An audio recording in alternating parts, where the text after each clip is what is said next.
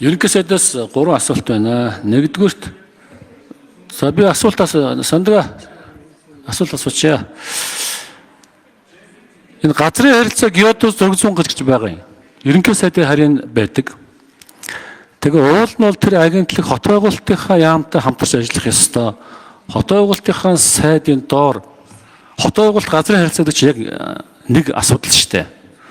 Тэгээ энэ агентлагийг та бүхэн энэ барилга хот байгуулалтын сайдын харьяанд явж цаг болоогүй юу? Одоо нэг нөхөр очсон одоо ингээд тэнд бараг ерөнхий сайдын харьяаны агентлаг гээд яамаач тоодгүй нэг тийм байгууллага бий болсон байгаа. Тэгэхээр хот байгуулалтын салбартаа уялдуулж энэ агентлагийг тэр салбарт нь авчих цаг болсон уу? Нэгдүгээр та юу гэж бодож байна? Хоёрт нь энэ дэд сайд гэдэг хүмүүс гадуур тодорцсон явж байна. Би дэд сайд болно ч гэж яах шиг тийм оронтой танаас засгийн байгаа мó? Цаашдаа гаргах юм уу? Тэр юу нь яг ямар хөө байр суурьтай байгаа юм бэ? Би зөв олон хүмүүс дэд сайд хэрэгтэй л гэдгийг. Миний хувьд бол огт шаардлага байхгүй хаа. Яамны төрөнөрөө мичхэн дараа газрын дарнаар ажиллаа хийгээд явах бүрэн болцоотой гэж бодож байгаа. Заавал хүмүүст өртөө үш тийм албан тушаал гаргаж өгөх шаардлага байна уугүй юу?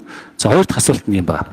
За гуравдугаарт нь төрийн албаагчдад сомлох асуулт яриа гэж энэ дээр маш их тийм болгоомжтой хандараа дандаа хүний ард нь амьдрал явж байгаа.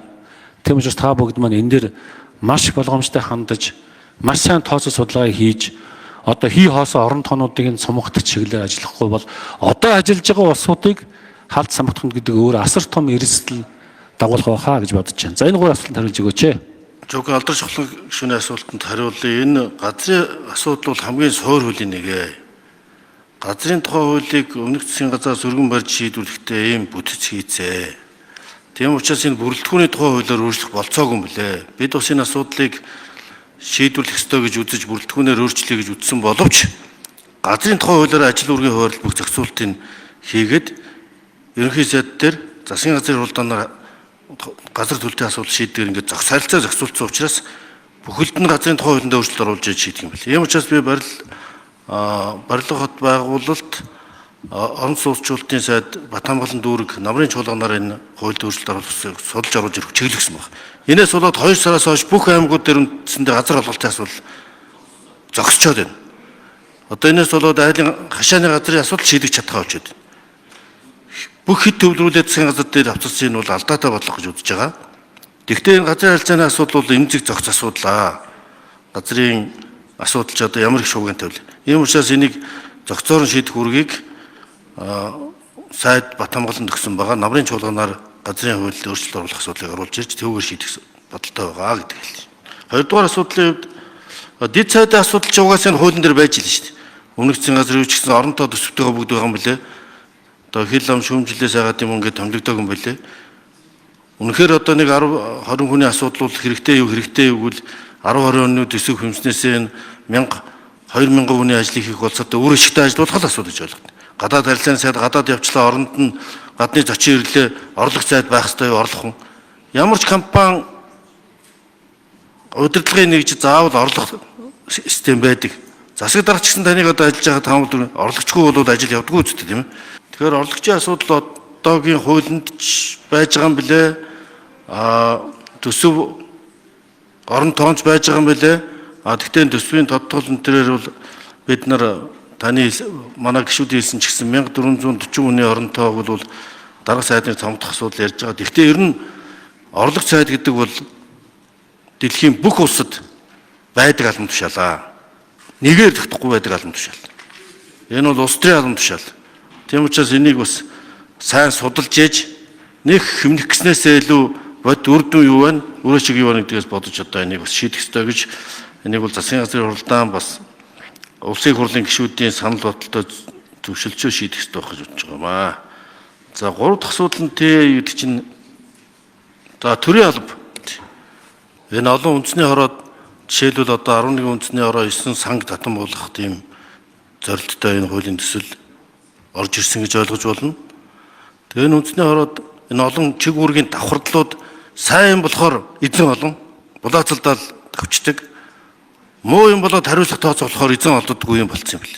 Энэ бол нөгөө хариуцлагын тогтолцооны ч чиг үүргийн давхардлын нэг шинжээ гэж бидний хийсэн чиг үүргийн шинжилгээний судалгаанд шинжээч нар дүгнсэн.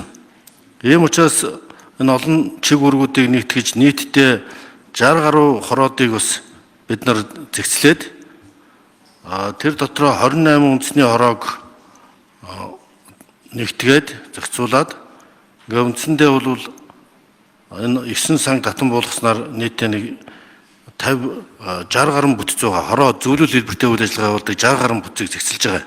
Үүнээс 45 салбаруудын хуулиудад хороо зөвлөлтэй байхаар заагдсан. 19 нь бол хуулигүй ажлын албатай нийтдээ 284 оронтой байна. Эдгээр хороо зөвлөлүүдийн бүтцүүд нэвчлэн салбар дундын үйлдэл холбоог хангаж хамтарсан шийдвэр гаргах зорилготой байгуулагдсан ч гэсэн яг практик амьдрал дээр яамныхаа чиг үүрэгтэй давцаад хоорондоо сөргөлдөөд одоо эрчим хүчний яам дээр болсон юмч тэр олон толгойтой болсон тохиолдлууд зөндөө байна. Дахиад хэлэхэд одоо сайн юмд нь болохоор эзэн мунддаггүй, муу юмд хариуцж олддоггүй.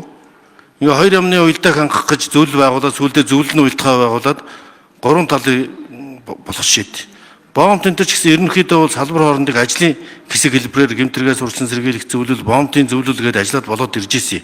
Одоо тэнд дэд сайд нар энэ ажилдаг байсан. Тэгээд хоорондын уялдааг хангаад яамны дунд боомт гэхэд эн чинь хил хамгаалах ерөнхий газар, гадаад харилцааны яам, гайлийн ерөнхий газар гэдэг олон салбар дундын зохицуул чаддаг ийм салбаруудыг ийм зөвлөл хэлбэрээр шийдэг байсан. Энэ зарчмаар нь ажиллуулахад асар их мөнгө хэмнээ зогсохгүй. За энэ дээр яриад байгаа тэр орлогч байна уу, дэд сайд өнтер гэдэг нь дэж гол биш. Ер нь ингэж их мөнгө хэмнэх болцоо бол энэ хуулиар бий болно гэж бодож байна.